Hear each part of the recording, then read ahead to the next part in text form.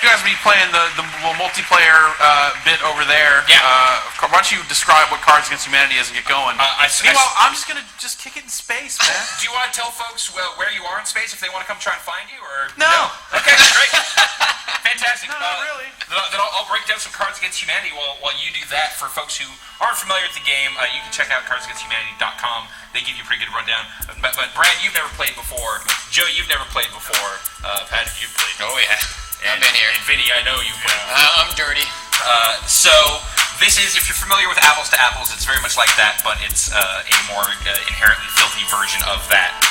As the game says, it is a party game for horrible people. I've got the official rules list right here. I'm just gonna run down real quick to give you folks at home and Joni and Brad a basic idea of what we're doing here. Basic rules. To start the game, each player draws 10 white cards. One randomly chosen player begins as the card czar and plays a black card. The card czar reads the question or fill in the blank on the black card out loud. Everyone else answers the question or fills in the blank by passing one white card face down to the card czar. The card czar shuffles all the answers, reads them out loud in a humorous fashion, and picks a favorite. So it's not about the right answer, it's about your preferred answer.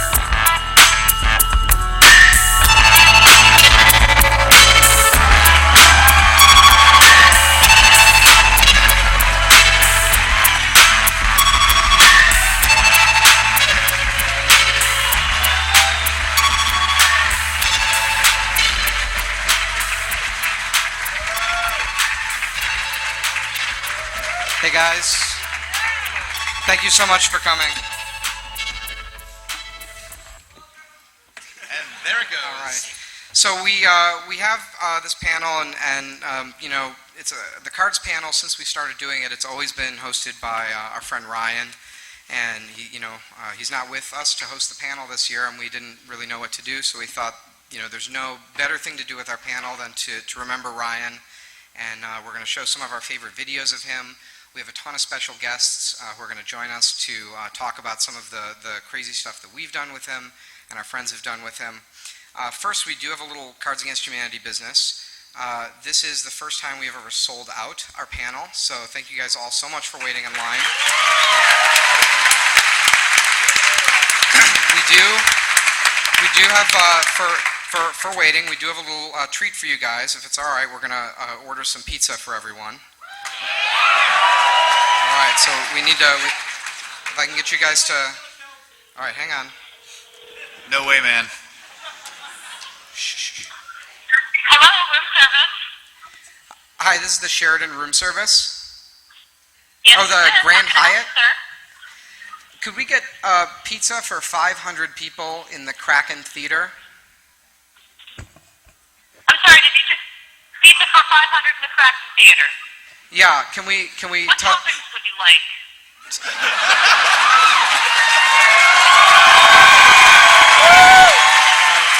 All right, hang on.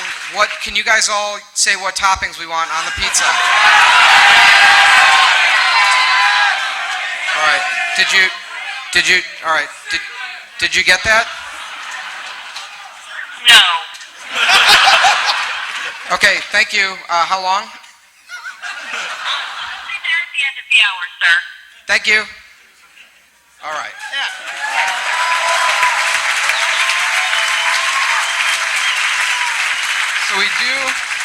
So we have a couple new projects we want to talk about. Get this out of the way really quickly. The first one is a contest we did at a much nerdier convention called Gen Con. It's a big board game convention that happens in Indianapolis. And we open up submissions so for people to submit indie, unpublished board games to us. We assembled a panel of expert judges, and we picked our favorite game from the ones submitted, and we're going to publish it. They won a first printing from Cards Against Humanity. So the whole thing, we got over 500 submissions, by the way. It was unbelievable. It was a huge pain in the ass to read them. But this is kind of a cool announcement to share with you guys. The whole thing was actually filmed by our friends at Loading Ready Run. And we've got Graham Stark from Loading Ready Run to come and show us a trailer of the upcoming series. Yeah, sure. Here, come use this. Come on stage, Graham. Join us. Test. There we go. All right, How's it going? Graham, when will you be done with the web series? We need an exact date and time. Oh, yeah, that's I have no idea about that. All right. Should Well, we? we're aiming for like what? Like fall? Ish. Yeah. October-y? In the future sometime. Yeah. Yeah. This is, for those of you who know, Strip Search, this is much less of a reality show. It's much more of a documentary of this great contest that you guys did, and this is just a little taste. All right, let's see the trailer.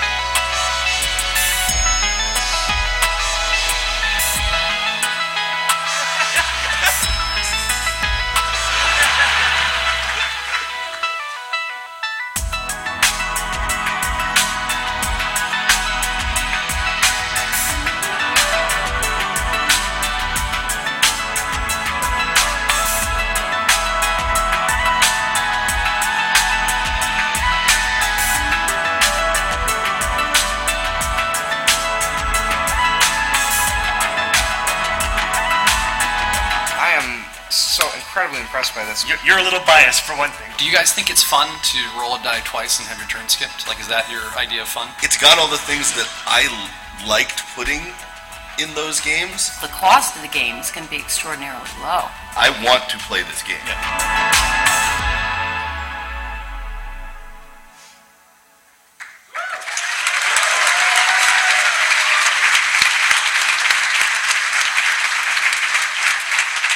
All right.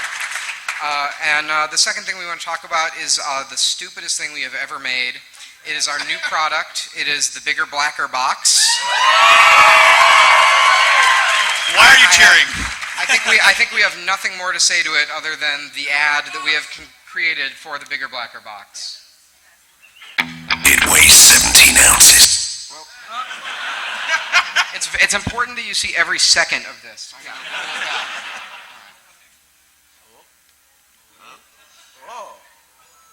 It weighs 17 ounces. It's 21 inches long. It's black as the night, and it's completely empty inside. It's got 6 sides, and each is more amazing than the next. But wait till you see the inside. From Cards Against Humanity, it's the bigger, blacker box.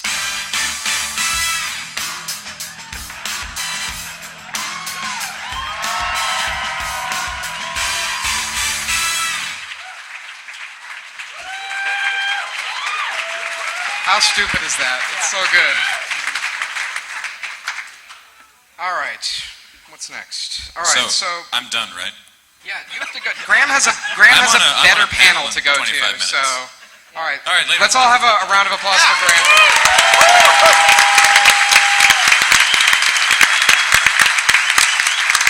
All He right. has a better panel to go to. Yeah. So, all right. So, I mean, the main reason we're here, we want to remember our friend Ryan Davis. I'm sure most of the people in the audience, you've been to a cards panel. You're a fan of Giant Bomb. You've seen his work on, a thousand places, and particularly at PAX. So we brought a bunch of friends to show some of their favorite memories and their favorite videos.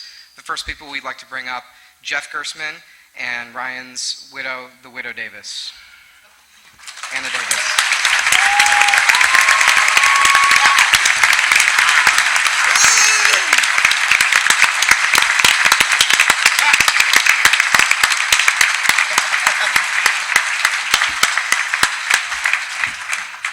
All right, Jeff, are you going to stalk behind us Yeah. creepily? Oh God. Hey. Ugh. So should I set up this video before, or Yeah, do I show the video first? I had all of our guests send us videos. I haven't watched some of them. Some of them I have, and I'm even more frightened. Yeah, do you wanna set this one up for us? Well, this video is we shot this in '06, and at this point, I'd probably known Ryan for close to a decade. And it's one of the first early things back at GameSpot where we were, sorry, my voice is a little messed up, where we had kind of fallen into that rhythm where you've known someone long enough where you can finish each other's sentences. You've got enough shared experience that when you're trying to work together and produce content, try to be funny, you can just depend upon that person to pick you up. You can throw yourself out there and know that that person's going to catch you, and vice versa. And it's a pretty rare thing to have. And Ryan and I definitely had a lot of that, I think. So this is an example of that, something we shot after E3 2006. There will be TIE fighters. Lightsaber There will be lightsabers. Lightsaber sword. Much like this Age of Conan, Hyborian Adventures sword. Age of Conan. Here on this one. Age of Conan. A twist configuration. Now this is one of our finest. This is a beautiful thing. This is a beautiful item. Listen, I would be proud to have this hanging up in my own That's home. right. We can see if we can get a display plaque. Ask your operator. They'll have sheaves and plaques and that sort of stuff. But even on its own, this is a beautiful piece. Beautiful piece. Absolutely. Absolutely. Now, what we have here is pretty exciting. Now, you'll get two of these as part of your set, a dealer configuration. Wild. This is the Wild Summer right here, and these have. Well, these are nice. These are all right. You can get two of these in the set, and they're beautiful. These are real nice items. They're beautiful. They're beautiful. Moving forward, we have a beautiful mini fan here. Now it's hot, summertime, right around the corner. And if you don't have the air conditioning, playing video games can get mighty uncomfortable. That's right. Now what we have here is a mini fan that's gonna, blast and spin around and keep you cold all winter, summer. Now it's a nice feature about these right here. It's got the little soft fan blades on it. You're not gonna cut yourself if you get a little too close to your face. Good for the kids. It's good and safe Great for the kids. A dealer case of these, including one. Well, we've got this vial here. It says Death Jr. and it comes full of. So you also included an empty vial candy vial for Death Jr. Will come as part of your set. Fill it full of candy, or whatever you might have that would go in a vial. I don't Jeff, know. there is so much great stuff in here. There are things I don't even know what they are anymore. Some sort of keychain. It's got lights. It's got rubber buttons on it. It's beautiful. They go right together. You get pens. You get playing cards. You get booklets and stickers. This is a UMD holder for your UMDs. Now this is from Hori here. This is from the fine people who make a lot of great video game accessories. They make these for a living. That's what they do. So this do. is not a chintzy giveaway. This is quality product. Professional grade, 440 stainless, German steel, this plastic case. Now all this and so much more can be yours, but you're going to have to enter and win. Jeff, can you tell them a little bit about that? If you want to enter to win great items like the ones we've shown, this here Native American mouse pad for Prey, this Witcher mouse pad, all kinds of crazy, but the Matador hit pack, couple of these, you have to enter GameSpot.com, write a 250-word thingamajig about why you want it or something. I don't really know what the deal is, but this item is insane. This collection is crazy. It is the worst thing we've ever done. We are going to go out of business giving away This stuff like spells the end for GameSpot. That's right. It's over.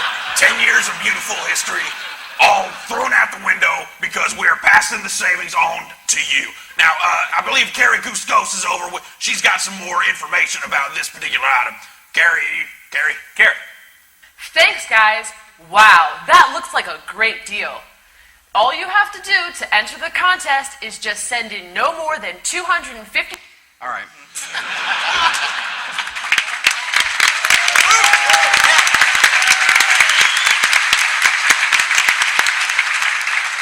It's beneficial to have someone you can just make shit up with and just go like, all right, we need to turn these cameras on and do this right now. And So probably no better example of that was the last time I was at the new office, and it was during the GDC live stream, and I brought a giant pie. We did not finish the pie. We were looking at the pie that was 3/4 eaten. Yeah, it was a delicious pie. It was very good. It was incredible. There were like bananas in it. It was like banana. It was an unforgettable pie. And Ryan just said, I wonder what that pie would look like if we flushed it down the toilet. And we turned the cameras on. This was a 2-camera Oh shoot. yeah, this is the best one to film with. You got a nice lens on there. Oh. We'll use this bathroom here probably. Yeah. Big bathroom. God, I feel horrible for whoever has to clean this pack. It'll flush. It's cream.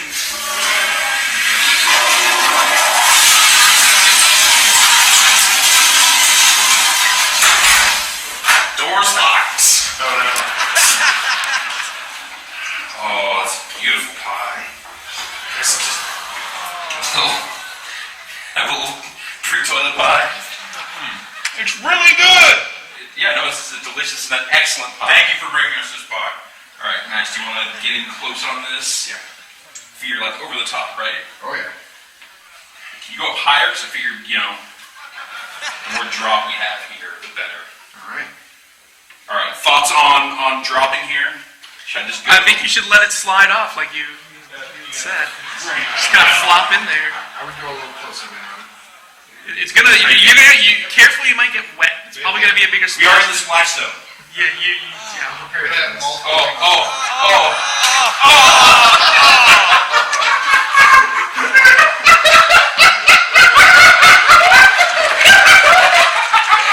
That's all I've been fucking hoping for. That's exactly what I wanted. Oh, and this is the crust.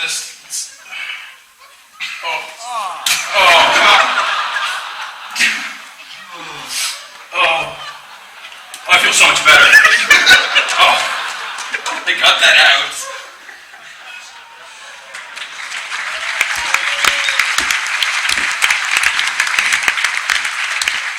All right.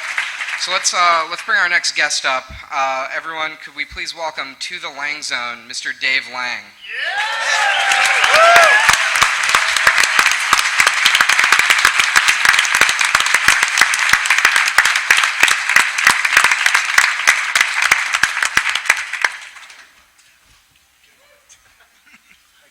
Hey, Dave. Hello, sir. How you doing? How are you? Doing lovely, thank you. But first, let me hit you with the stunners. You're done hit. How's that feel? I wore them earlier and they made me nauseous, so... This is really weird sitting behind you. This is a supreme lack of planning. You want to get in here? No, I'm good. All right. Get used to it, Dave. You want to set up this video for us? Yeah, so I was a fan of Ryan's work before I ever got to know him. Like for years and years and years. Like I didn't meet Ryan probably until JV. When was that Vegas thing? Oh man, I don't remember. It must. It was probably like 2008. Yeah, and I've been watching him on all the websites and just like I worship this dude. Right, I thought he was the funniest guy. And then when I got to meet him, I'm sure I was a complete creeper, right? Just like, hey, I really like arrow pointing down. I think what you guys are doing is fantastic. Oh my God, what am I doing? I'm an adult. I'm older than this guy. I'm fawning over him like a girl at a Justin Bieber concert. It's the most embarrassing shit of my life. I couldn't stop. Like I literally couldn't stop, right? And for some reason, like he kept letting me hang around and do stuff. And eventually I got comfortable with him and I got to know him. And that's when he became really, really mean to me. It's the Game Freaks guys. Yes. The game Pokemon people. Not the Pokemon company. That's Right. different, right? Yeah. Yes. Yes. I have double confirmation. Yes. I can confirm. Dave Lang? Yeah. All right, there you go. Thanks. All right. Yeah, Dave Lang really likes Loco Cycle. He was pretty psyched about it. Microsoft. This was actually right after he saw Torque for the first time. Yeah, I really liked it. I like that we could motorcycle that drop kicks people! Woo! I like that we can just trigger images of Dave Lang by saying his name now. I want that to just exist for the rest of my life. Dave Lang! Yeah. That's pretty good. Anyway, Dave Lang! All right. Yeah. Keep him guessing. Keep me on my toes. All right. Let's, do we have Mr. Will Smith here? All right. Welcome to Earth.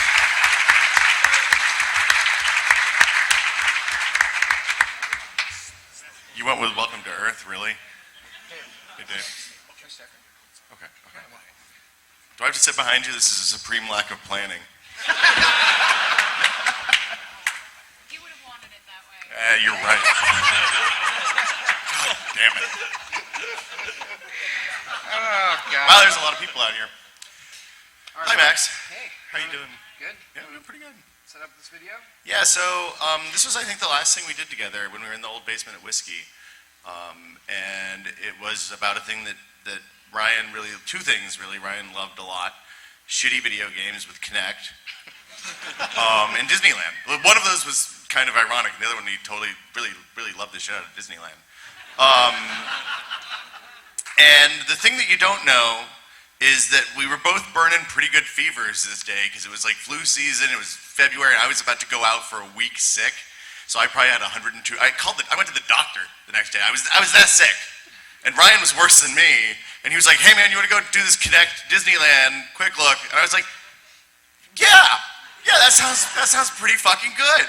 So we went over there. We were feverish as shit, and then some really weird shit happened. So I guess that's it. Act like you got no strings. Raise your arm up like this. Now you're getting it. What talent. Just stop and look around. Just scoot your hand all the way left or all the way right. And be we have total free movement here. You really know what you're doing. It's like you've been walking all your life, huh? That avatar Ow. is Disney money. That was way too close to my face. I felt the wind from that one. Complete control. I don't understand how these movement controls work at all. Well, you don't have any control. I'm just following you? Yeah. Well, look at the cameras following me. Where am I? I'm disappointed in this game. All right. Finally making it to Main Street. That looks like a turkey. It was indeed a turkey. I'm not even going to ask. It was smoked and it smelled. It was the first thing I smelled in about a week. You're gonna smell so much like turkey. I don't think you should have that on the green screen. It looks like there's liquid. Let's get this away from the green screen immediately. Vinny Caravella is... We got a golden ticket.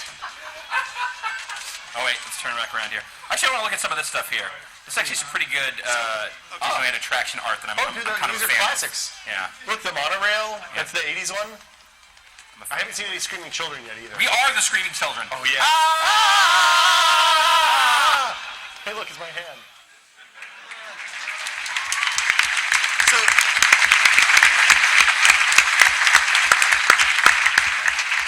So the thing about that was, like, you could walk up to Ryan and hand him a smoked turkey in a bag that smelled like the smokiest smoked turkey you've ever smelled in your life. And he was just like, "Yeah, what? Okay, it's a turkey." Had it not been threatening to drip, he would have held it for the rest of the quick look. And it was a Kinect game. You gotta love that. Like, it's the best. So that's Ryan. I love Ryan. I miss him. All right. I think I saw the smiling face of Brad Muir just a moment ago. So Brad Muir. Stay up. Hey. Hey, Brad. Hey, Max. How are you? Hey.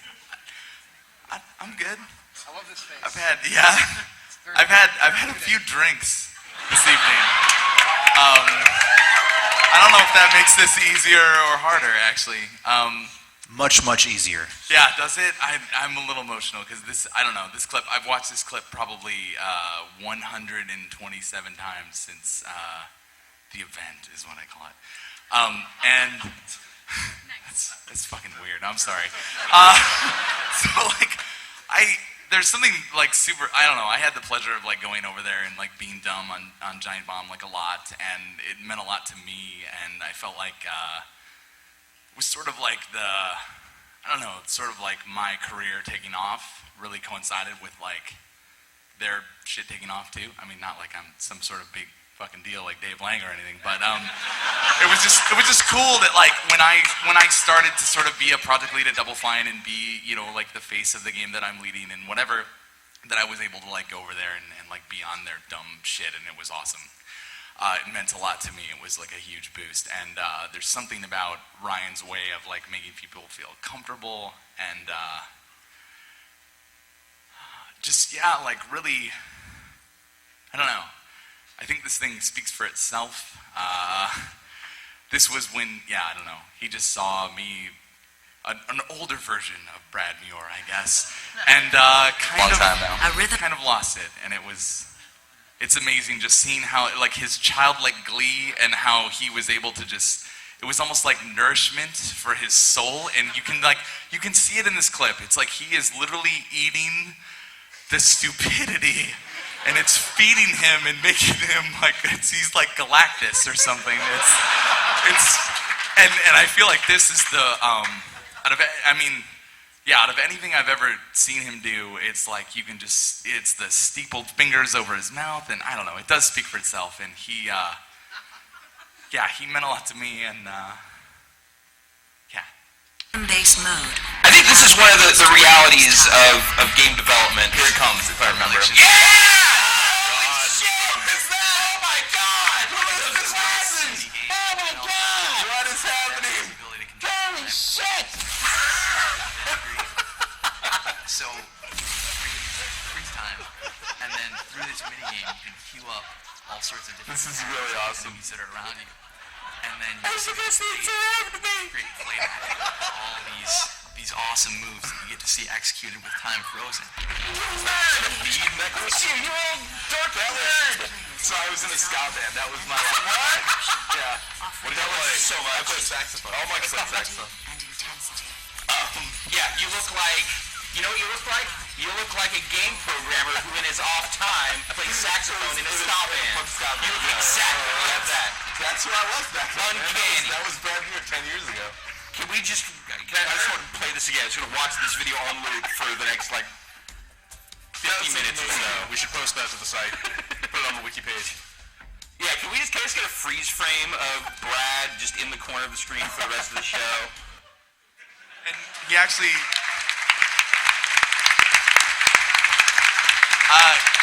did get a freeze frame of that, and Vinny actually split it, so it was I believe it was the upper half of my fucking head and the bottom half of Ryan's fucking head into this weird, I don't know. It was amazing. That was I'm gonna miss him a lot. All right.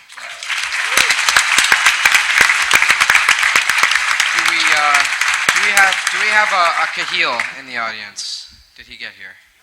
Hey, all right.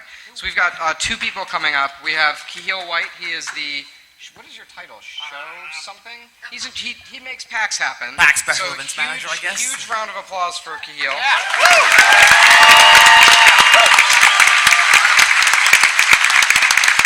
And Kahil actually submitted the exact same video as another one of our guests. So we have Eric the Vowel Newstetter. Could you come join us as well?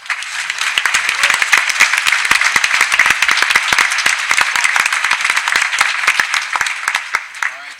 Do you guys want to set this video up for us? Ryan loved doing dumb things. Just incredibly dumb things out of nowhere, and this is definitely one of the times when something happened and he reacted in his normal way, and you were part of this, actually. Yeah, I only met Ryan in person for the first time a couple of years ago. I'd seen him online for a very long time, and the thing that always amazed me about Ryan, and this video shows it, is when you're as public a personality as he is, it's really hard to put yourself out there that much. To just say, you know what, world, this is me, and I don't care what you think. What came through Ryan every time I met him was, I'm Ryan fucking Davis, and if you don't like it, fuck off.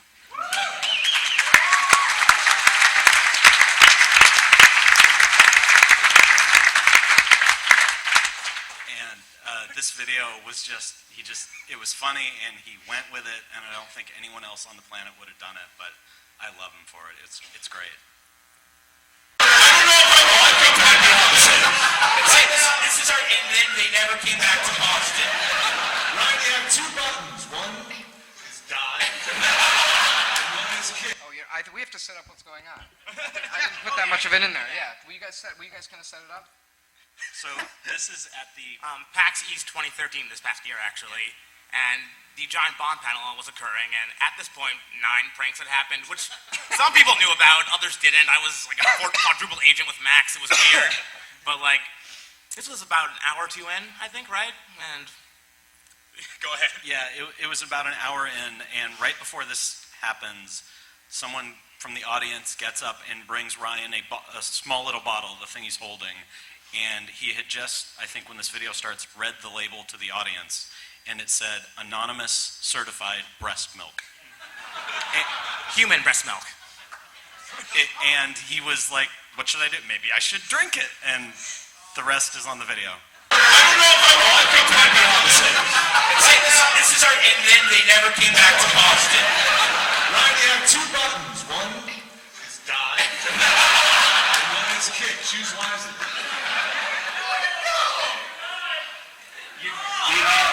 You know what? I'm going to stay on this table.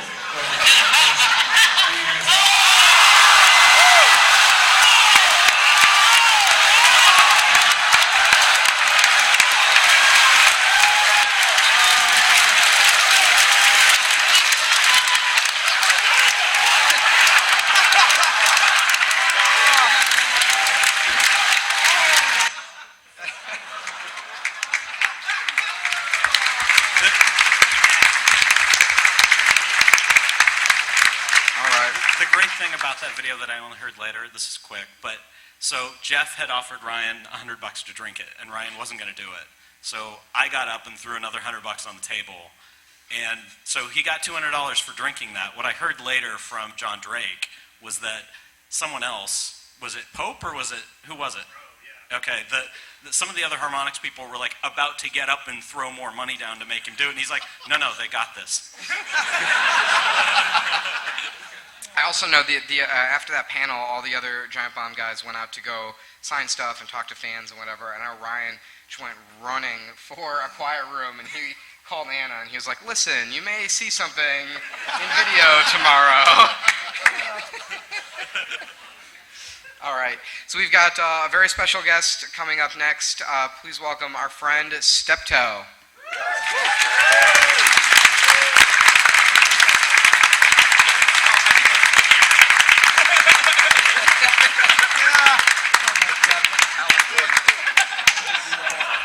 Jesus Christ.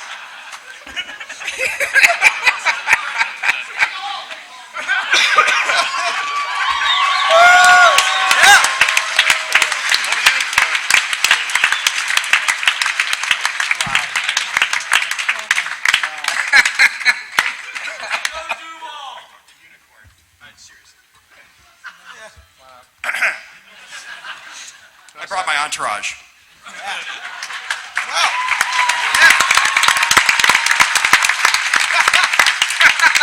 I also have a new white card that I don't think has been done, that we came up with outside. Unicorn cock. Is that all right? The rarest and most mythical, There's only mythological one. of all There's only time. one. What comes out of a unicorn cock? I like Skittles.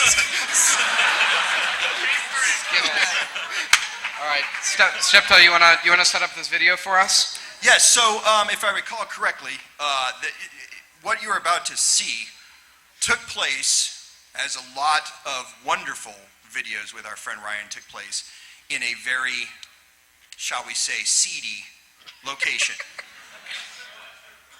When we went to E3 this year, the Giant Bomb podcast, the Bombcast, was in what could be charitably called a porn studio. There were approximately 10 rooms, each set up as a different location where sex might happen randomly. Our particular location for this night that Eric and I joined the podcast for was a law office. Complete with the large, beautiful wooden table and a wall full of books that were actual law books. And the reason I love the segment that you're about to see is it illustrates one of my favorite things about our friend, was that he was able to immediately and precisely skewer you and still at the same time make you feel like you were the most important person in the world because of his way of doing it. And so, without further ado, here's a moment with me and Second Ryan. screen is becoming, that's what we kind of call it in the industry, is this moving UI. Yes, it is. Thank you for the short. Moving it over to these. A little inside baseball, don't you think? As opposed to the last time. Yeah. And now, sir, don't make me get the other one. Fix that. I'm actually honestly here. Government Code Section 818, codified as part of the 1963 Government Tort Claim Act, Claim Statute of Tort Claim Act. Statute notwithstanding any other provision of law, a public entity is not liable for damages awarded under Section. You know what's really amazing? Some code of other damages imposed primarily for the sake of example, and by way of punishment, punishing the This is your first night in this room. Wait, the really impressive thing is that the these are real books. I'm totally surprised that these are actually real legal books and not just like fake books. These are all real books. He knows how to read. Yeah, there's that too. Yeah. All right. Do we have our co-conspirators on that prank from the last Giant Bomb panel, Mr. John Drake and Eric Pope from Harmonix?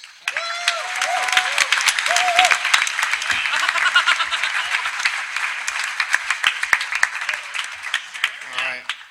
Yeah, you got some mic? Eric, you wanna start the video first? Yeah. Hey, so I actually didn't bring a video of Ryan. I brought an MP3 for Ryan. Our good friend Pat Bear, the Upright Citizens Brigade Theater, after Ryan's passing, made this happen. How many of you have listened to the Comedy Bang Bang podcast? Funny podcast. There's a comedian named Seth Morris. He does a character called Bob Duca. And Pat got him to do this character specifically. It's something Ryan would have loved. Ryan loved comedy. One of my great regrets is San Francisco Sketch Fest. Ryan invited me to fly out and hang out with him and go to Sketch Fest this year, and I didn't do it. So I'm going to regret that forever. But this clip is pretty fucking funny, and I think he would have loved it. So let's have a listen. Testing, 1, 2, 3. I can't tell if it's a... screw it. Hello, my name is Bob Duca, and today I have a special and somber message. We recently lost a great friend in Ryan Davis. By way of honoring him, I'd like to read a short list of some of the video games that Ryan and I both enjoyed. By no means is it an all-inclusive list. And I have to admit, I didn't know Ryan very well because our friendship mostly consisted of me begging him for rides to the Trader Joe's in El Cerrito so that I could dumpster dive and practice my freeganism. Needless to say, Ryan was always very friendly to me, like he was to everyone. Anyway, without further ado, here is a list of video games that Ryan Davis and Bob Duca enjoyed playing together. Pac-Man, Miss Pac-Man, Pac-Man Jr., Donkey Kong, Mario Fart for P, Call of Duty, Brown Ops, The Legend of Della Reese, Angry Birds, Sad Fish, Bipolar Orangutan, Racist Kitty Cats, Final Fantasies 1 through 5, Anal Fantasy 1 through 28. Dance, dance, the streets will run red with the blood of the oppressive regime revolution. NBA Jam, WNBA low attendance, Fruit Ninja, Turkey Jerky Samurai, Hormel Chili MMA Fighter, Laura Croft Tomb Raider, Casey Anthony Crib Raider, Centipede, Millipede, I Sneezed Hard and Peed. Rock Band, Roadie Edition. The object of the game is to score drugs and women for the people playing Rock Band, envy them, then drink yourself to sleep at a Motel 6 near the airport. Temple Run 2, Temple Grandin Run, Autistic Slaughterhouse, Metal Gear Rising, Polio Leg Brace Edition, Grand Theft Wheelchair, Red Dead Ned fed Fred a pair of kids, said Ted Redemption. Tom Clancy's Ghost Recon, Advanced Warfighter 3. Sylvia Plath Suicide Mission, Operation Head in the Oven. Tony Hawk Ride. Tony Hawk Shred. Tony Hawk Knee Crackle. Tony Hawk rub Ben Gay on your lower back. And finally, some bullshit with dragons. By no means, again, is this an extensive list, but I like to think that wherever Ryan is, he's playing these games and enjoying himself as he did in life, bringing us all joy. I offer you my condolences. I offer Ryan my thanks, and I wish you all a good day. This is Bob Duca, signing off.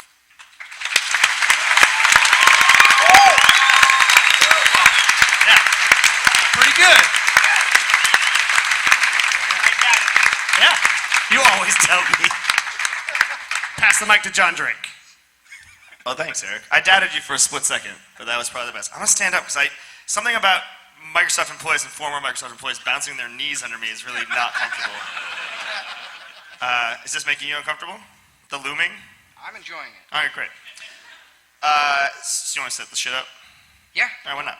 So I've been around for a while, and I think that one of the things that's interesting about, I'd say 2/3 to 3/4 of the people up here is that we've all shown clips that are related to ourselves. And Ryan, he made you feel like you were a part of his universe, and he was sort of the storyteller creating you as a character.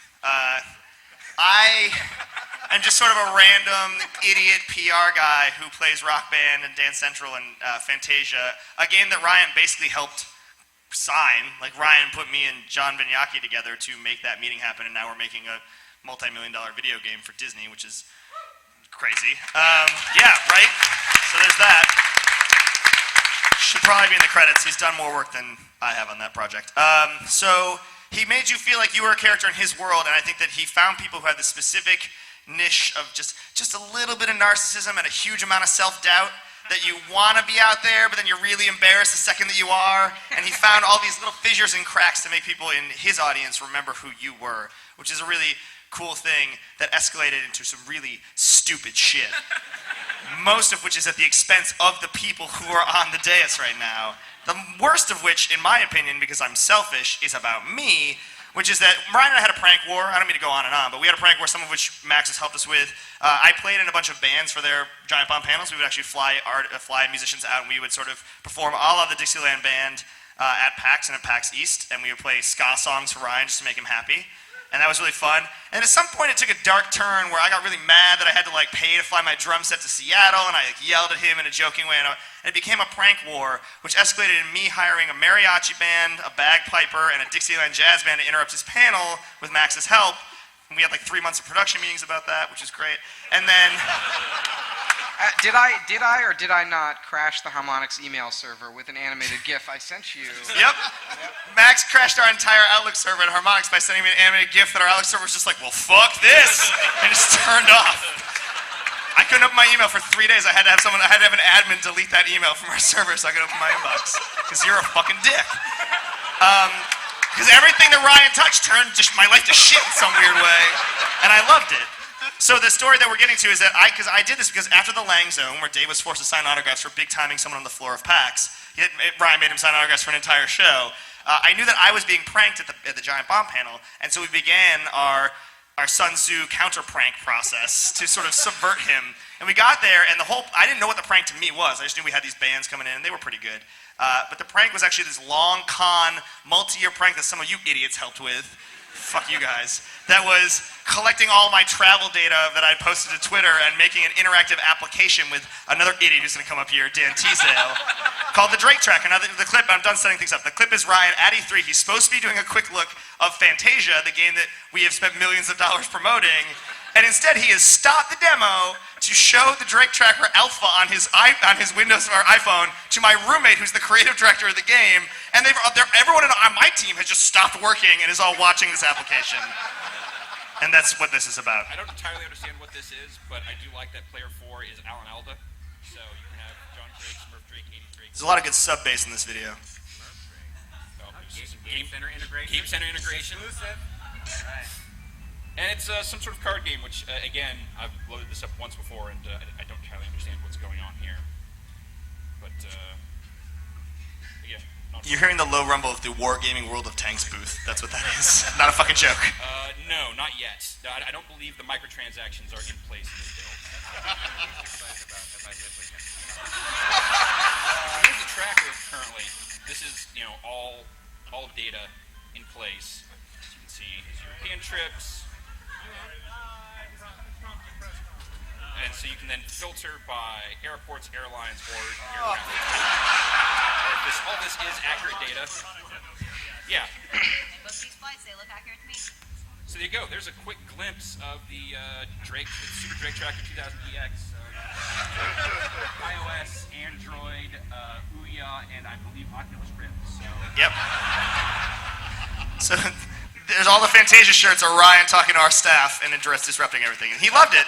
So he was, he would take anything out of his day just to mess with you, and he just snapped in the role of, now he's a PR person for this game, and just wanted to fuck with all of his friends, and it made you feel like the best person in the universe. So I miss him a lot, and it was, as much as this application will not plague me to the end of my days that he helped create, I miss him for it. So anyway, that's all. So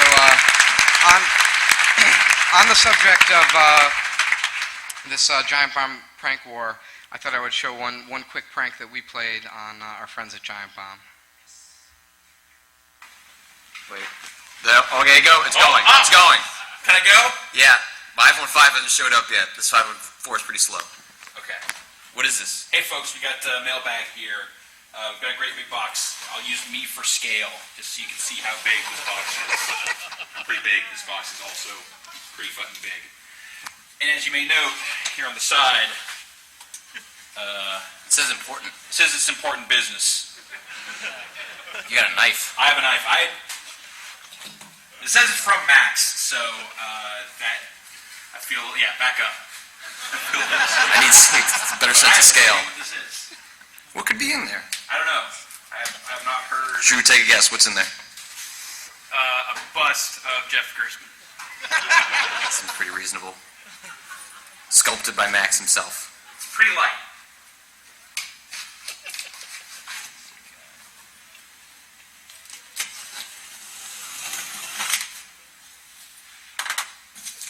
I just like to, when the mail guy came through, you immediately were like, yeah, give me that big box. Like, no hesitation. Well, I saw the thing on the side. I'm like, okay, yeah, I know who that's for. Or were you given a heads up that something was showing up? No, I saw him roll this in, and I can see from over there the cards right on the side. I really hope it's just packing peanuts. All right, dive in. Dive in. There's going to be a lot of Deepest Pizza in here.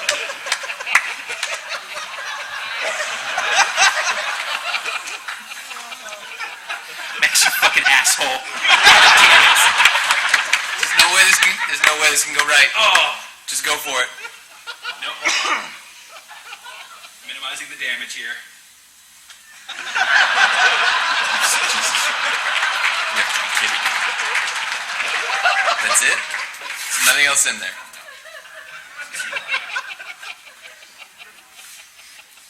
So this is what this guy does with Kickstarter money. Did he send over legal paperwork in this giant box? Yeah.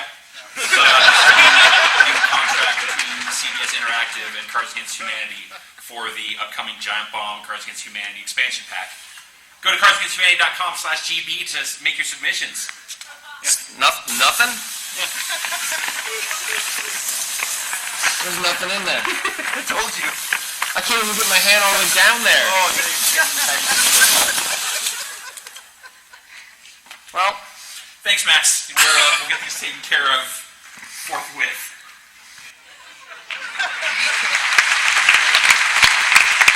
So I think we'll have a little news on the Giant Bomb pack a little later. But first, let's bring up our next guest, Johnny. Is Johnny here? John Vignacchi from Disney.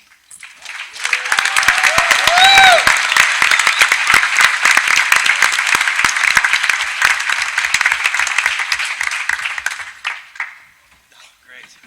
Yes. So I've been the one in the third row just crying like crazy.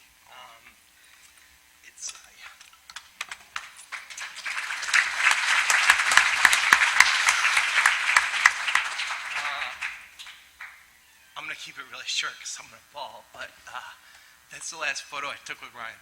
And I had no idea that just a few days later, that would be the last time I'd hold him. And we were best friends for a really long time.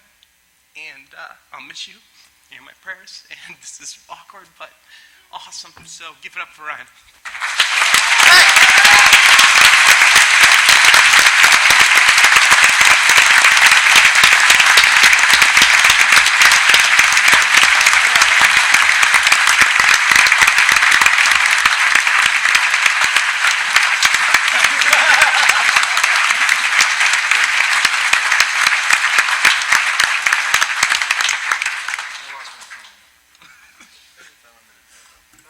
So we have no plans without Max's phone. Yeah. It's the only thing we have. Yeah, call him. We got it. It's under the mic in the front. Oh, we got it. The show goes on. Well, it's out of battery. All right, no, we're all right. Okay, let's see. Do we have Mikey Newman here from Gearbox Studios? Mikey.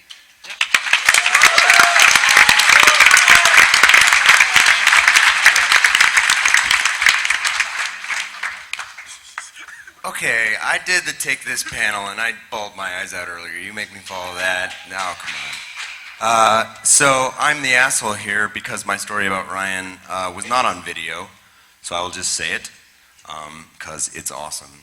It was a couple E3s ago. I was in the hallway, and I saw Ryan coming up. We were going to do a giant bombcast that night, and I was really excited. And his friend Jason walks up. Bear in mind, at Gearbox, I work with a lot of publishers. It's my job to know who people are. Yeah, so Jason walks up, and I'm like, oh, hey, Mikey, who are you? Ryan just immediately starts laughing his fucking ass off. He thinks this is the funniest thing in the world. And this guy's like, well, my name's Jason. And I'm like, oh, where do you work, Jason? He's like, I work for THQ. Do you like read the internet? And I'm like, sometimes. So what do you do there? He's like, well, they just made me CEO like 2 days ago. And Ryan, you know that Ryan face where he's just like, and he's like, no, let's get.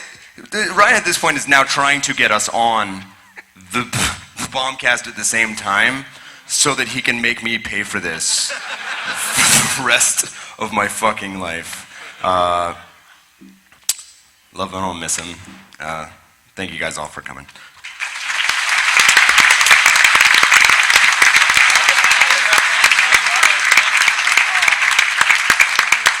All right. So the next video, I love this one. This is from our friend Dan Teasdale. Dan, is he here? And this is an exclusive clip. Yes, double laugh. Let's do it. Dan, this is an exclusive clip. Is that right? This is an exclusive clip for this panel. All right. So I'm the. I'm gonna die. He's gonna look it straight. Yeah. So I was. Ryan kind of enabled me, and enabled is probably the correct word for this. I was the executive producer on Super Drake Tracker 2000 EX, which was a Kickstarter for basically making fun of John Drake, which we should do all the time. And right off the bat, he promised to give us a testimonial video. And we got stuff prepared for pretty quickly, but the last thing we were waiting for was Ryan's testimonial video. And he was like, I just need the right day to film this. I'm just waiting for the right day. I was like, right, okay, I'll delay the Kickstarter just for your video. And so, and eventually, he's like, okay, I'm going to try and do it tonight. If you can cut it up in the last 2 hours before the Kickstarter goes up, I'll get it to you tomorrow at 6 a.m. And so I wake up at 6 a.m. to get this video, and we're showing the raw video of it here, because he sent it to me, and it's perfect. I had to cut this video down to 8 seconds, and I think I told him at the time it was like cutting up the Mona Lisa. it's watching that cake video earlier. It's kind of the same process here, where it's like laser focus before he starts, and then just like perfectly executed, and then just glee afterwards. So yeah, let's watch the video. Sexy part.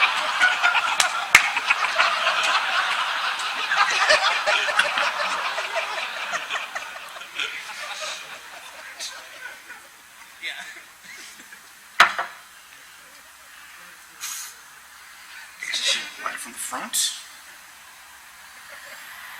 I'd say light it from the.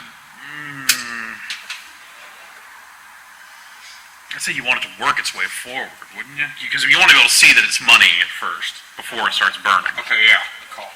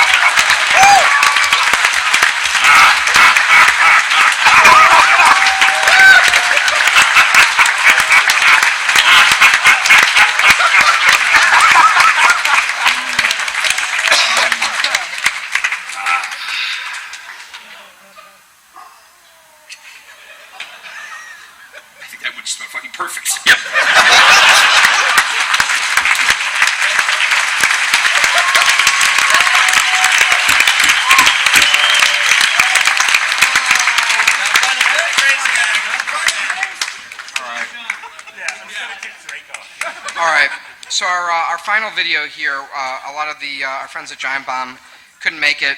They fucked up their flights, but we got a little video package by Brad Shoemaker, Vinny Caravella, and Drew Scanlon. I have not watched this, so I hope we're not being trolled right now, but here we go.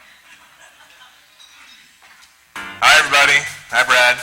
Hi, Vinny. Hi, Drew. Hey, Vinny. Welcome to PAX, guys. It's great to be here. We're still at PAX. Hey, everybody out there. Hi. At this wonderful panel. Thanks, Max, for inviting us over here. Unfortunately, we couldn't make it in person due Jeff to... didn't know. Is that Jeff? Guys, hey, Jeff. Hey, Jeff. Or hey, Jeff. Or... Hey, Jeff. Hey, buddy.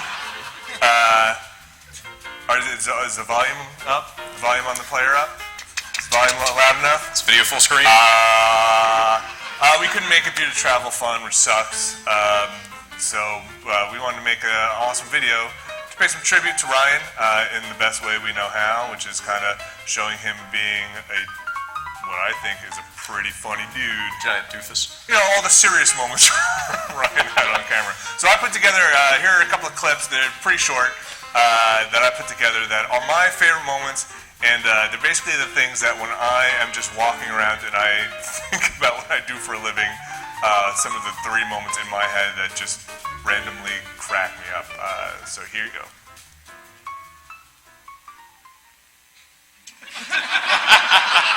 You should roll the clip now. Yeah, there's like a lot of kind of in the world power-ups, and your weapon upgrades itself as you kill dudes without, dying. Is that part of the Punisher fiction? Oh yeah, that's like what happens in the Punisher, is that he shoots dudes and then his guns are magic. I can't tell if you're lying or not. I don't know. Is that... No, it's not Punisher at all. He doesn't have magical fucking guns. No! He's not called Magical Gun Wizard, he's called the fucking Punisher. You're not punishing these guys. I'm killing them over and over again. That's punishment. I called that one guy a fucker. Man, he just has a knack for just getting right into the middle of a lot of sticky situations. He was just right in the traffic. Oh, jeez, people. What?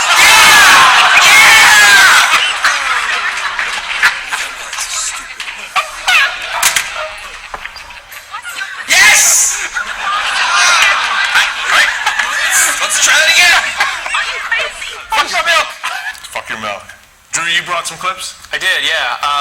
Well, I had a whole archive of clips and stuff that we never used, but that all went into our That's So Ryan video thing. Yeah. Which is, I love how that turned out. But I scratching my head to think, like, what makes me, because I'm in the control room a lot, what makes me laugh in a room by myself. There are a couple moments where Ryan would say something and then I would just lose it in the control room. So here's a couple of these. Bulletstorm, there was a part right after we stopped recording that Ryan said something, so I ended up including it at the end. Game room, they were playing this horrible checkers game that actually required the screen would go black as the game was thinking. Ryan didn't like that.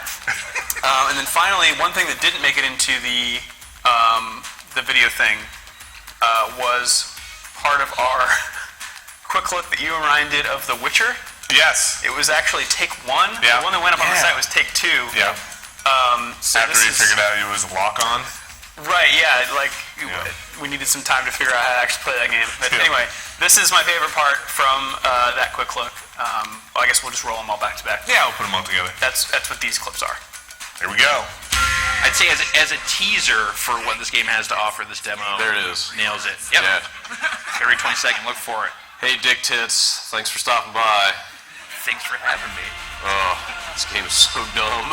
Love it. Can't wait. My dick doesn't have tits. You think this guy? Yeah. Do some second row action. All right. Oh, we can't play any more of this, Jeff. Why? Because this is terrible. So right now I've got this little mission where I'm working for the king.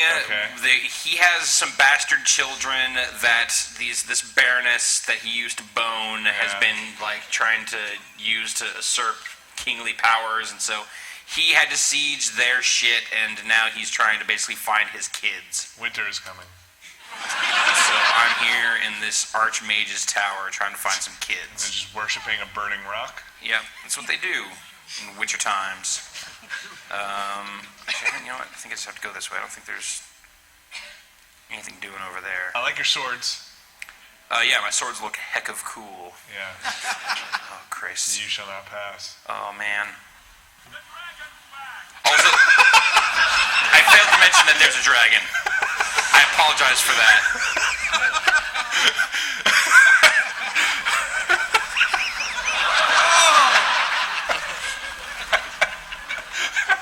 Brad, you brought a clip? Brought several clips. Okay. I mean, there's no real prevailing theme to my clips. What? It's all stuff that I was involved in shooting with Ryan. So it's like in the middle of making it. Okay. But then going back and watching it, it was fun to go back and look at it, from the other side of the screen. Right. Laughing at it. I mean, the guy was just so quick-witted, quick on his feet, and exuberant, and joyous, and just loved to laugh and joke. Love pigeons. Yes, man. Man, that pigeon. Holy shit. Love pigeons. So yeah, it's just a few little moments from the endurance run we did together, and a couple of TNTs of just Ryan being Ryan. So take it away. Pigeon's over there going nuts. Can we get a shot of that? We can't, but holy, look at that one pigeon's fucking losing it. That's a giant goddamn pigeon, too. That is a huge pigeon. My God, that's like a bull pigeon. Oh my God, that thing is actually gigantic. Holy shit. I'm sorry. Oh my God. Like just distracted by the slightest thing. That's a big fucking. Look at that thing. Standing on that other pigeon. I think he's fucking that up. I think that is the bull pigeon. Oh my God. I think they're getting away. They're getting away. Just watch. The dominant male pigeon. Fucking other pigeon.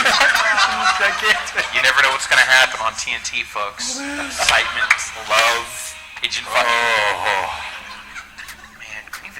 Weird at night. There's a giant dog in that intersection. There's a giant dog in that intersection. What? There's a giant dog in that intersection. Run that dog over. Run that dog over. Run that dog over. Thank you. Run that dog over. Run that dog over. God. Run that dog over. Okay, run away from that dog. I saw you coming. Yeah. Stealth was not. Didn't really sneak in there very well, did you?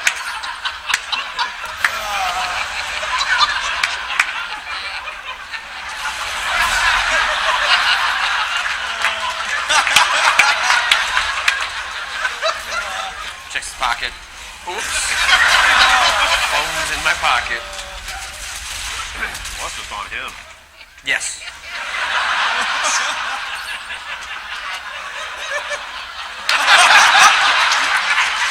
How's my craft going?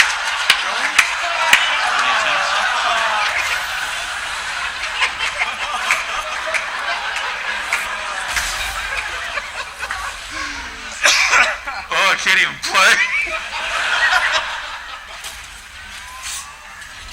It's almost like Vinny can barely even switch back there. He's hearing tables getting slapped.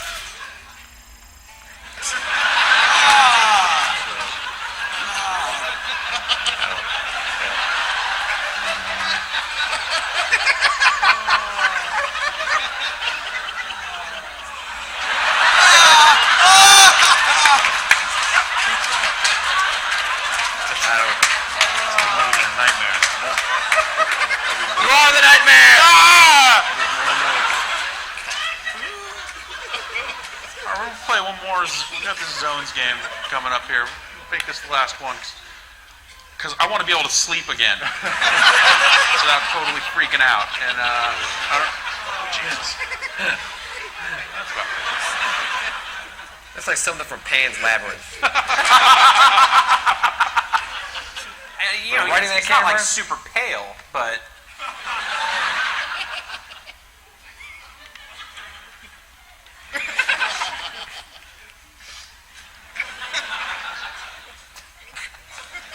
All right, I think that's the sign that we need to shut down this stupid show. From all of us here, myself, Ryan put up your Davis, hands. Jeff Gerstmann, Patrick Klepek, and Brad Shoemaker, that is going to do it for Thursday Night Throwdown. Thanks for What is watching. that? We will see you guys next week. That's not real time.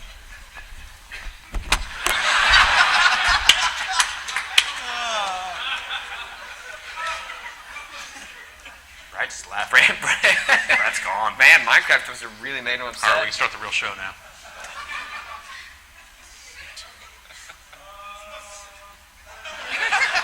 All right, bye.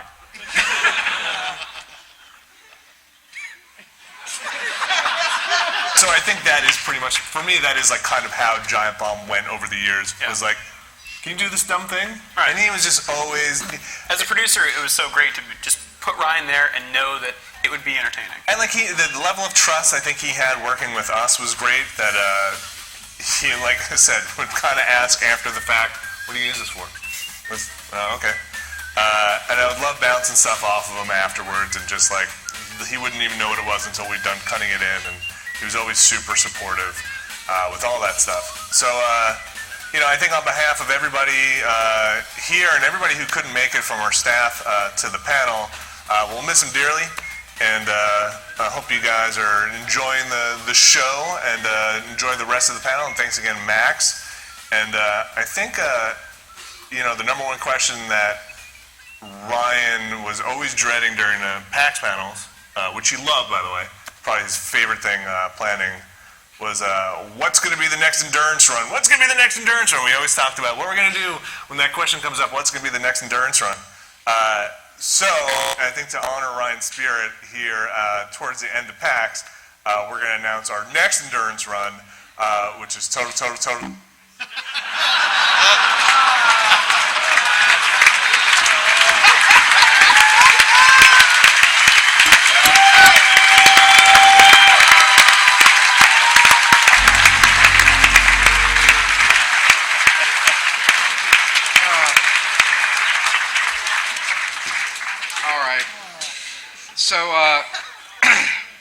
So on the subject of that, the Giant Bomb expansion that we're working on, we don't really have any progress to announce on it, but we do have these Cards Against Humanity cards that Ryan wrote for us. These are cards that he wrote for our panels over the years, or some that he just would email to me. So I thought we would, well, we've got all of our friends here, we would play a couple hands of Ryan Davis, Cards Against Humanity.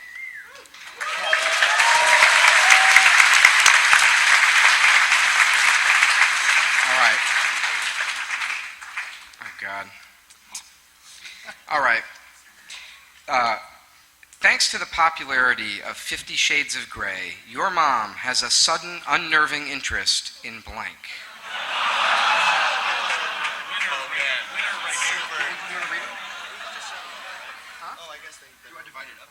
Yeah, Yeah, we can just say them. If you've got a great answer, we can just send this down. All right, here, read the question. Thanks to the popularity of 50 Shades of Grey, your mom has a sudden unnerving interest in another 7 astronauts.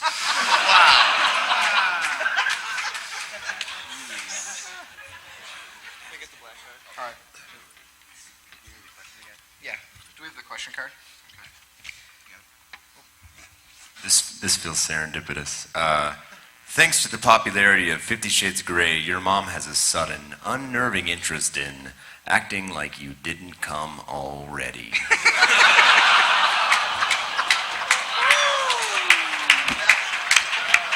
Thank you, good night. All right, Ben, you got the next black card? All right. Next up, we got there's nothing worse than getting a paper cut on blank.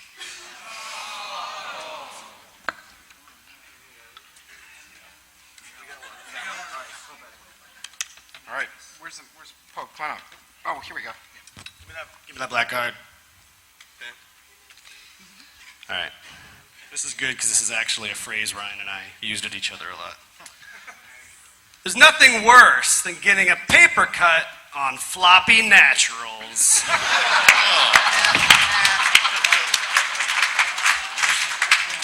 Anybody else? No? Josh, you got one? Calling it on this one?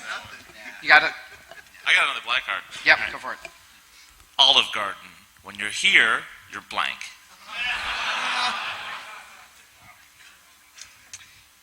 All right, Jeff?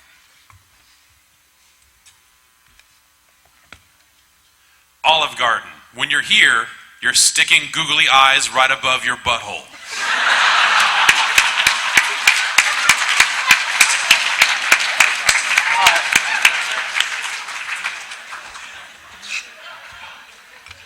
Black card. This one's good. All right, Olive Garden. When you're here, you're draining Carl Sagan's corpse of its mystical cosmic energies. I know. All right. All right, who's got a good black card? Daniel? I got one. You got a good one? The Republican Party is trying to get blank classified as a vegetable for school lunches. And I actually have an answer to this. I'm going to read mine first. The Republican Party is trying to get the good for Loco.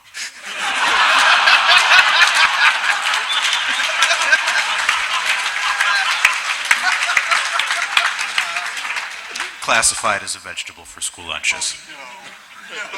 Really? Yes. This would make Ryan so happy. The Republican Party is trying to get hot piss froth classified as a vegetable for school lunch.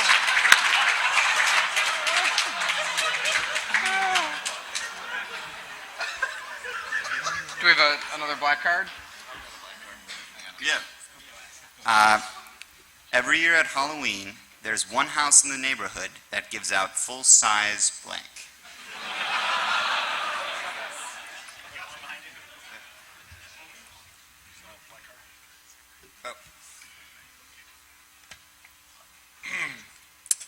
So dumb. Every year at Halloween, there's one house in the neighborhood that gives out full-size ass to mouth.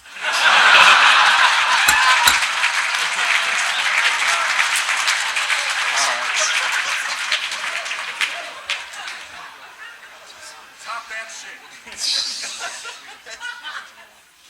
All right, David, you got one more? Sure. And I think to myself, what a wonderful blank. grab this mic, Dave. Yeah. And I think to myself, what a wonderful gun that shoots bikes as ammo. I'm going to steal Eli's here. And I think to myself, what a wonderful, socially acceptable ass play. All right. So, typically what we do at the cards panel, in lieu of Q&A, we have people pitch us their card ideas, their horrible ideas, and then we ridicule them. And I think it would be a crime not to do it with the comedy talent we've got with us tonight. So I figured maybe we would warm up. These sheets you see lining the back walls all the way around the theater here, these are the suggestions that people have written on the outside of our giant 20-foot tall box. So Eli, where'd you go, Eli? Oh, he's over here. All right. Do you wanna pick some suggestions out, and then we'll rip them apart? These are pretty terrible, Max. But in the interest of moving forward, all right. How about this?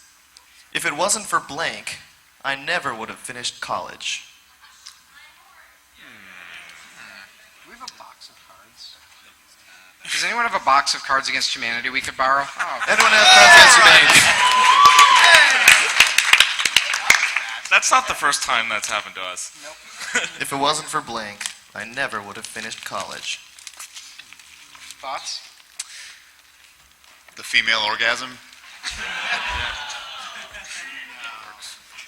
Deliberate nipple slips.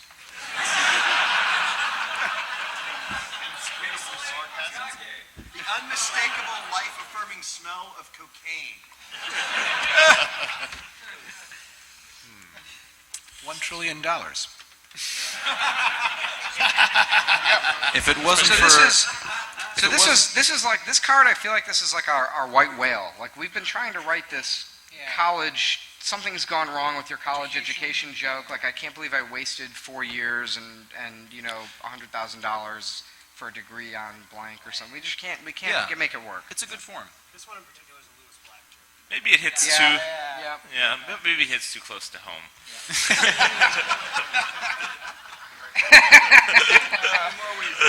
All right, what do you got, Eli? Does anyone know what a soggy waffle Dutch rudder is? Is that words that anyone understands? Does anyone in the audience know what it is and can explain? Slang for the Chinese gymnastics team. Why, that's when you stick your legs behind your head and have someone lick your ass. All right, let's move on. No, that's a rim job. Never mind. Oh my God. A lot of stuff about dick meat, stuff about blood, some penis things. What's that? Ooh, titty sprinkles. That's kind of delightful. I like it. Yeah, it's kind of innocent. What never fails to liven up the party? Titty sprinkles. If it weren't for titty sprinkles, I'd never made it through college.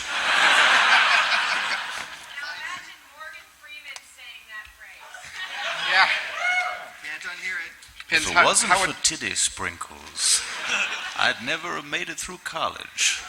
David, I'd love to hear Sean Connery say that. Titty sprinkle. If it wasn't for titty sprinkles.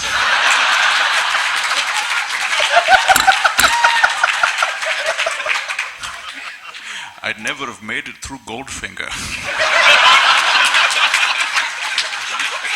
Oh my God. Word is, in LA County Jail, word is you can trade 200 cigarettes for titty sprinkles. According to this month's Cosmo, spice up your sex life by bringing titty sprinkles into the bedroom. Maybe she's born with it. Maybe it's titty sprinkles.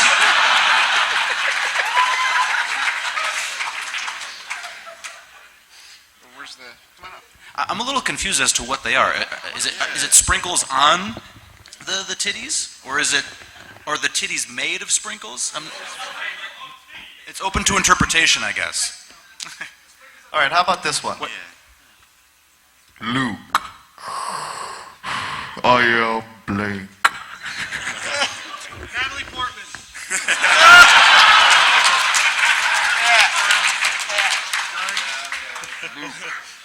Luke, I am concealing a boner. Luke, I am Funky Fresh Rhymes.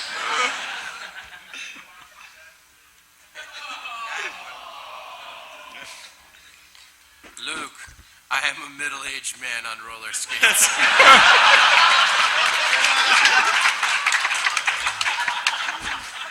Luke, I am firing a rifle into the air while balls deep in a squealing hog.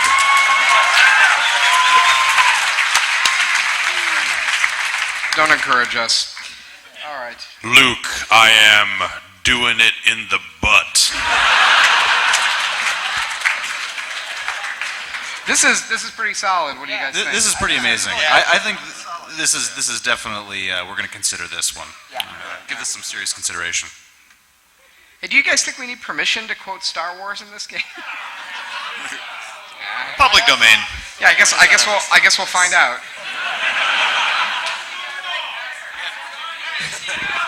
I'll inquire for you guys there.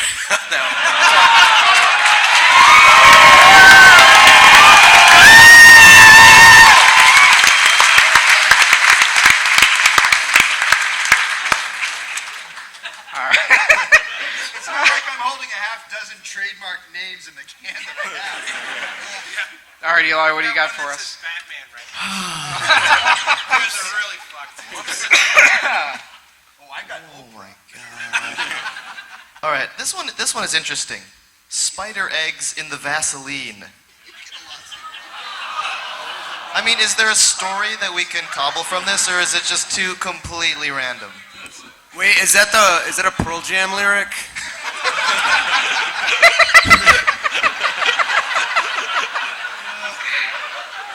Wait, I got it. We'll just make a card that just says blank. Is that a Pearl Jam lyric? And then we got it.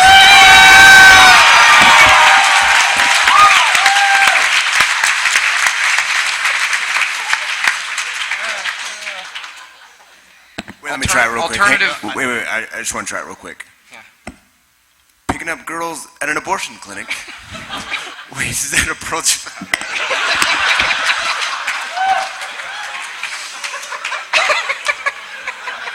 That's really good. Sorry, that was Destiny's Child. That was my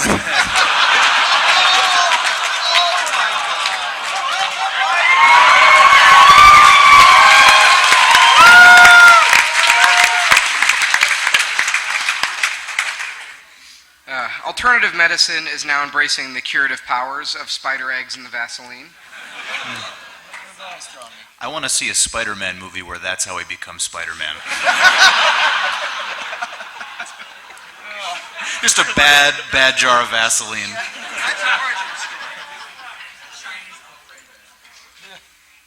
What else you got, Eli? Eli? Okay. What is anal fishing?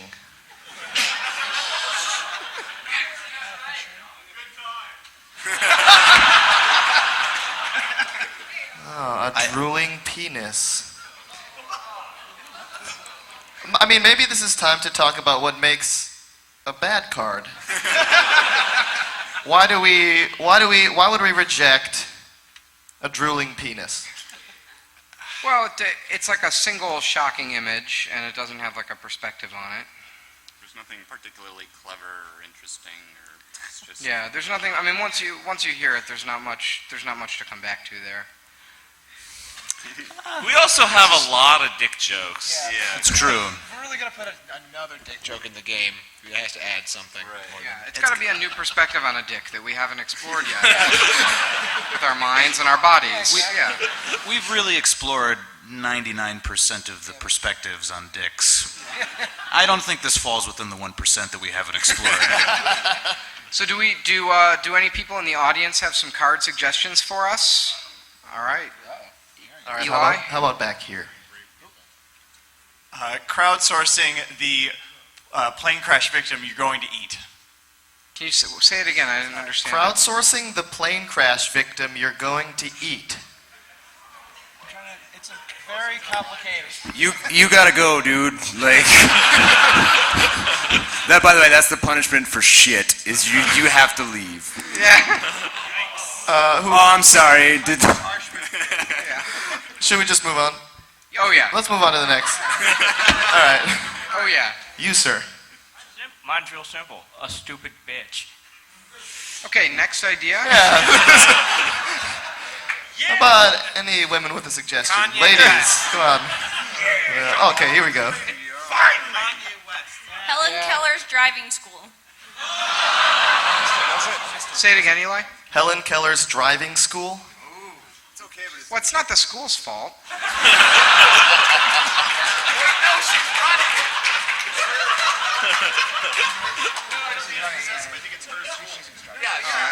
Oh, okay. Is she running it or is she going? I assume she's running it. She's running. Can we get some clarification? All right, let explain yourself. Yeah, is she the headmistress or is it where she learned to drive? She's running it. She's running. If it's hers, I think She's it's a funny. teacher. How many driving schools have head mistresses? Matriarch. Yeah, I've been to several. That's how I learned to drive. I visited them all. Does anyone have a black card to pitch to us? Put your hands Anyone up with if a you have a black black card to card? pitch All to us. If Jesus were a trucker, what would he would haul blank? He would. Oh, if Jesus was a trucker, he would haul blank. Do anyone any good answers? That could be if blank was a blank. Blank was a trucker. Is there anything special about Jesus and trucking? Could it be if Jesus were a plumber, he would plumb blank? If Jesus were a cook, carpenter. he would cook blank?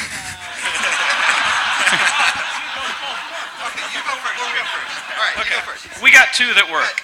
If Jesus were a trucker, he would haul the Pope. If Jesus were a trucker, he would haul the Jews.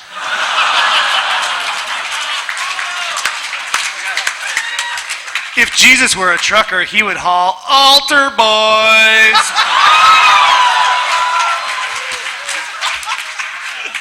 What do we think? Good, not great, I would say. Yeah, I'd say it wouldn't make the cut, but a solid effort. It's got a finger in my ass. It's not quite tickling my balls. Essentially, it's a joke about things being in a truck. Mostly when you boil it right down, it's a joke about a truck. Okay, new suggestion.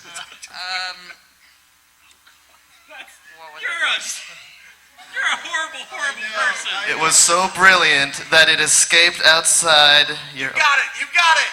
Snickering at the Special Olympics. Snickering at the Special Olympics. We already have cheating in the Special Olympics.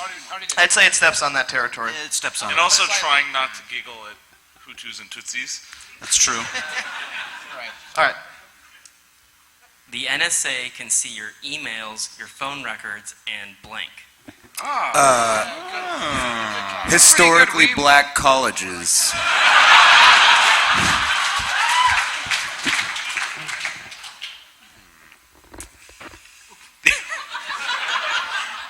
The NSA can see your email, your phone records, and your tentacle porn. Count Chocula. The NSA can see your email, your phone records, and your wet dreams.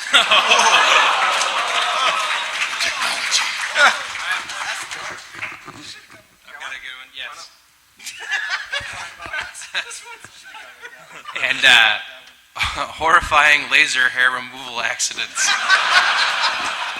Read this one. All right. The NSA can see your email. God damn it. The NSA can see your emails, your phone records, and your erectile dysfunction. There you have it. That is good. We've been trying to do an NSA joke, and we kept. What were we trying? I don't remember what we were trying Like to write. the NSA can something along It was those like lines. a phone call about blank or something. But this is good because it's Yeah. like another thing they're looking at. Yeah, the main issue is syntactical, because putting your blank, you can't read blank cards with articles in the front of them. So we would have to reword it somehow. That's how anal we are about this. Yeah, we care about that. Right. It does have a good form, though, of having a series of things and then completing the series. That tends to work out really that's well. A good format for sure. It could be "and your obsession with blank" or "and Yeah, that one would other work. little nitpick is that C is kind of low stakes usually, if there's a way to do more than just they're seeing it. Create more of a story about what they're doing. Perhaps the NSA could insert themselves. NSA knows about. That's a somewhere. great. That's a good. Yeah, that's really good. Yeah. Should we do another suggestion? Yes, okay. Lots of options. All right. What else we got? I have a black card or a white card, whichever way you want to go. All right, which one is funnier? You got to pick. Okay, the black card. If they can make a movie based on Battleship, they can make a movie based on blank. That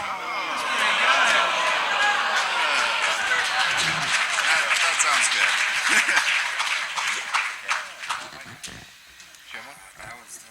All right, well. If they can make a movie based on Battleship, they can make a movie based on Lance Armstrong's missing testicle.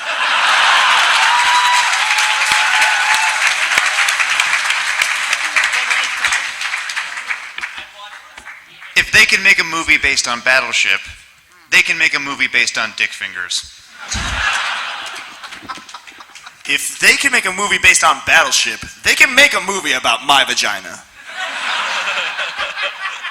I don't even know what this one means, but if they can make a movie based on Battleship, they can make a movie based on a micro pig wearing a tiny raincoat and booties. It's very specific. Sean Connery's in it, so. If they can make a movie based on Battleship, I prefer the movie about your vagina. If they can make a movie based on Battleship, they can make a fucking movie based on World of Warcraft.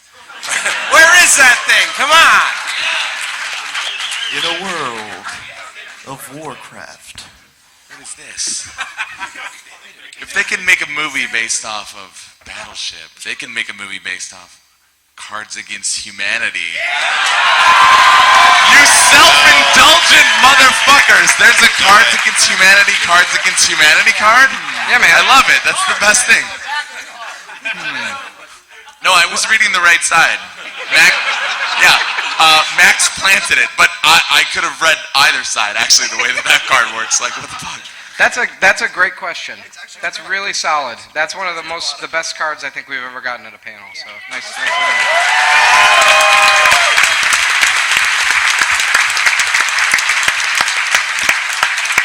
Should we do a couple more? Yeah, let's not end on a high All note. right, this section. You, sir. Blowing a slide whistle in the middle of Nagasaki. Say it one more time. Blowing a slide whistle in the middle of Nagasaki. Blowing a slide whistle in the middle of Nagasaki. I've got the black card that goes with this one. I've got it. What never fails to liven up the party?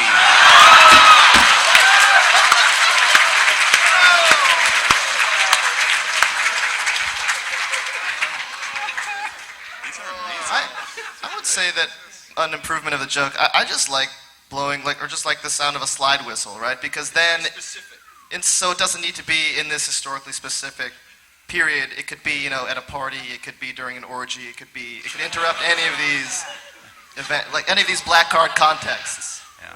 I also really like that it's Nagasaki and not Hiroshima, because I feel like of the two, Nagasaki is really the Scottie Pippen of the bond. It just doesn't get as much attention as it deserves. It's cool. Also, if you remove the Nagasaki part, it could be a happy slide whistle or a sad slide whistle, and that's kind of cool. It's it's up to you to bring that context to it. Yeah, good card. Oddly specific. A lot of thought went into Good that. specificity. Okay, let's get another one. All right, you want to pass that in?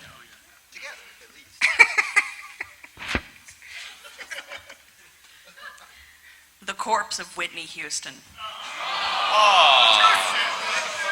Well, I think it needs an adjective. It needs an adjective. Whenever a celebrity dies, we always try to think of a way to make a joke about it in cards, and we really never get past the corpse of that person.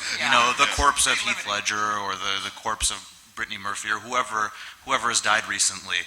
And just putting a dead body in the game is just. We have better dead body jokes. Yeah. It works with this, though. Do you mind workshopping it real quick, though? Because I think there's something really funny about the bathwater she died in. Oh, well, that's... Oh, now it's too far? Oh, okay, I'm sorry. I'm workshopping. There's no bad ideas in brainstorming, you guys. Come on. Dear Abby, I'm having some trouble with the corpse of Whitney Houston and would like your advice. It will frequently be played as a necrophilia joke, most likely, in the black card. Not that there's anything wrong with that.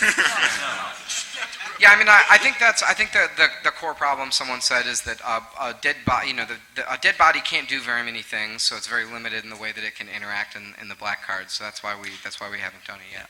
You know, we actually have two. Yeah, the reanimated corpse is great, but I don't know if Whitney Houston is the right. I don't know who the right person to be reanimated is, but. Yeah. We do have the shambling corpse of Larry King. Yeah. Which is similar territory. We actually have two killer necrophilia jokes that we're considering putting in X4. Would you like to hear them?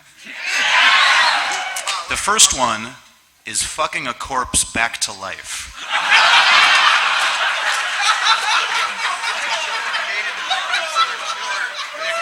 Thumbs up, you guys like it? Okay. The second one, we're not sure if they step on each other. The other one we're considering is a really hot body that died just 5 minutes ago. Thumbs up? All right, well, that obviously not as much support. I think that made people way more uncomfortable. Yeah. All right, what do we got, Eli? I set my DVR to record the new sci-fi movie Robo Dinosaurs versus blank. God, you know they're gonna make this if we do it. That's the problem. Yeah. Robo Dinosaurs versus blank. It does step. We do have a similar card in the new Michael Bay movie. He pits blank against blank. Similar. And the other problem is, although the sci-fi angle on it is great, it's just like pitting two things against each other is a really single-faceted relationship. Like you can really play any white card; it's kind of interchangeable. I got one because You got I one? All right, Mike. got like a good message in my movie. You know, The bathwater that Robo Dinosaur died in. New sci-fi original movie, Robo Dinosaur versus teenage pregnancy. I think we can really. No, guys, fuck off. I'm being serious here. We can really make a difference in the lives of these robotic dinosaurs.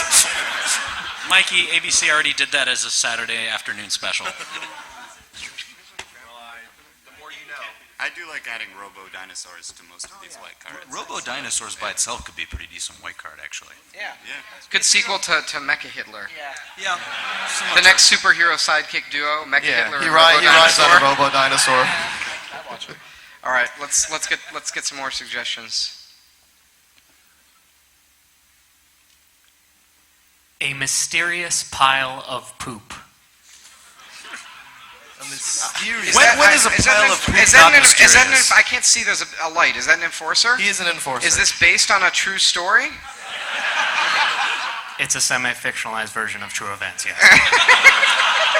I mean, I'm more interested in the true events. How Yeah, can, can we how get can the we set this up? How can we non-fictionalized? show and not tell that Yes, it's mysterious? story- Where is it? What does it's- it look like? What's the texture? It's story time.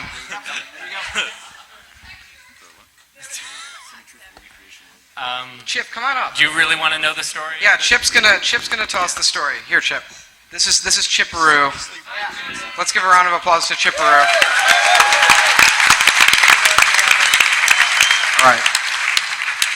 So I don't know if this story has ever been told publicly, but the very first day of the very first PAX Dev 3 years ago, before anything was open, one of my enforcers and a person from the Sheraton walked up to me and asked me if who was the last person to leave the previous night. So the answer was me and Robert Koo. We had left off. And Robert Koo was on the other side of the room, and I was like, go talk to him because it didn't sound like anything good. I later learned that they had found a pile of poop behind one of the projectors in one of the rooms. Okay, we have no idea who it was. Human? We know it was human poop because they had used some of the Sheraton stationery to clean themselves. How did you know this? And then left it there. Max, I thought that we were done with the Ryan Davis stories portion of the panel. Oh man, that is prime material for our PAX next year. That's totally going in there. Mysterious PAX poop. Yeah, mysterious PAX poop.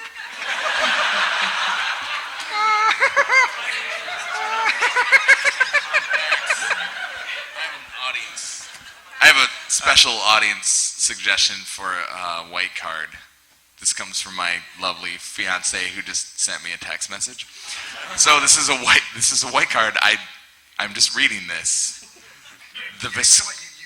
No, I'm just a mouthpiece for this. She wrote this. I'm gonna marry this woman. She's the best. Look at what you're gross. I love you. Wow. The viscosity of cervical mucus. So it's like specifically the viscosity of it is the actual noun. That's where it changed. That's where. Yeah, look at what she's doing with her fingers. You're awesome. I love you. She's going like this.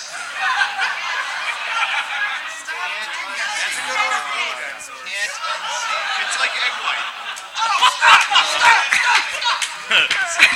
I mean, it's like egg white.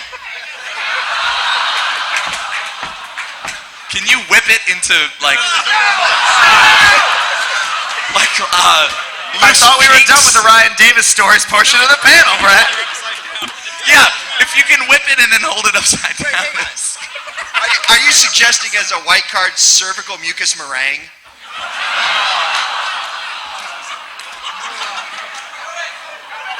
That's where you went with it. You'd have to ask her. All right, I need an audience suggestion. All right, let's get another suggestion. Mind bleach, please. Yeah. The new slur for white males on Reddit. Oh, this is good. Is it, wait a minute, I have viscosity of cervical mucus. Thank you. I have clarifying, where are you, Eli? I can't see you. Oh, I can't, all right, I have clarifying questions. Is this that the white males on Reddit are someone is slurring the males? Or it's a slur they're using that they've invented? A slur that they are using against the males Okay. Oh, that's really who are funny. white on Reddit. Right. And this is the many oppressed white males on our men's rights. I got it. Actually, a tribe of warrior women. Yeah. The Boy Turn Scouts it on of its head. America. Dick fingers. Oh my god. A bleached asshole.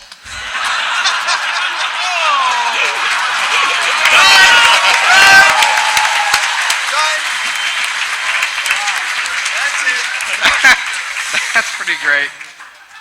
All right, Eli. A group of racist 8-year-olds on the internet. Oh, interesting. We do Group like of racist 8-year-olds on the internet. Isn't that just the same card that was just the same thing again? You know, I mean, a little bit of a simpler form, just racist kids, might be really good. Like racist children. That's so sad. We do hopeless. have. Racist old people are hilarious. Yeah. But racist kids, you feel like there's such a future that they're missing out on. You're supposed to gradually become more racist as you age. Maybe they start out racist and then they become more enlightened as they become older. I mean, the class field trip was completely ruined by racist kids. Let's be honest. All right, let's get one more black. Who's got a black card from the Black audience? card? This will be All our. It's got to be good. This is our last one. Nicolas Cage's next movie. What is it? What is the title of? The title of the movie. I feel like we need like a prompt or like a little bit of a like setup. Nicolas Cage is blank in his next movie. Nicolas Cage is exactly what you'd expect in his next movie. There you go. Nicolas Cage is drinking a load at his next movie. I really like Cage is a bleached asshole in his next movie. Probably not as funny, but it's high concept. Nicolas Cage is a balanced breakfast in his next movie. I think they could really, push him as an actor. He would totally like overplay that balanced breakfast. Bacon! And that's like the whole... Because it's not even balanced, right? It's just fucking bacon, Nick. Come on, man. All right, let's get one more. Who's got one? Who's gonna blow our balls off? Who's here? Come on. You know your cards are shitty. Put your hands down. If they're not amazing. I do not want to be able to have babies after I hear this card. I can't tell. It's hard to decide. I need to see fire in someone's eyes. All right. You got it. My favorite indie band is blank for blank. Holy shit. Wow. All right. That's good. This is great. Blank for blank. My favorite indie band is Sexual Tension for the Kool-Aid Man.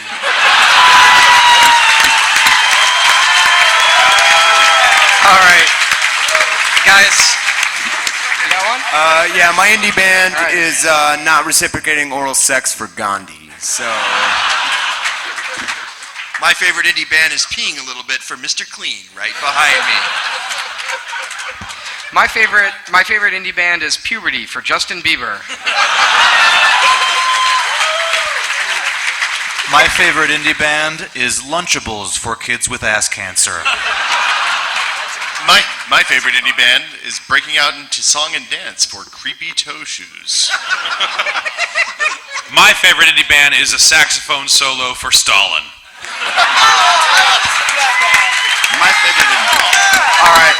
That's great. That's amazing. Guys, we've got. Yeah. That's the title of the Cards Against Humanity movie. Yeah. A saxophone solo for Stalin. Guys, thank you so much for coming. We've got to wrap this up, but we do have pizza for 500 people outside in the lobby, so let's have everyone exit through the center doors, and we will come out and hear your other shitty card suggestions. And before we go, can we get one last round of applause for our friend Ryan Davis?